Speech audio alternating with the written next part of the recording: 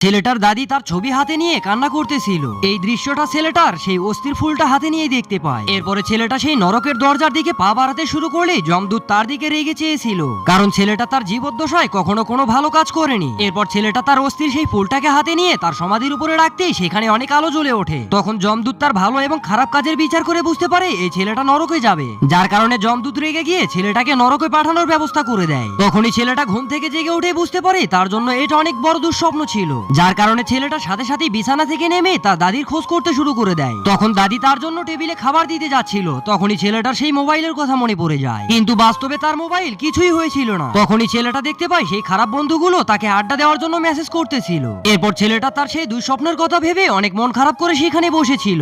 এরপর থেকে ছেলেটা তার দাদির সাথে বসেই খাবার খেত, কিন্তু একদিন হঠাৎ করেই তার দাদি অনেক অসুস্থ হয়ে পড়ে, যার কারণে ছেলেটা তার দাদির জন্য শহর থেকে ওষুধ নিয়ে আসতে চলে যায়। তখন ছেলেটা সেই আগের কথা মনে পড়ে যায়, বন্ধুদের সাথে আড্ডা দিয়ে সে প্রতিদিনই বাইক নিয়ে বাসায় যাইতো। এগুলো ভাবতে ভাবতে ছেলেটা ওষুধ নিয়ে বাসায় গিয়ে দেখতে পায় তার দাদি দুনিয়া ছেড়ে চলে গিয়েছে।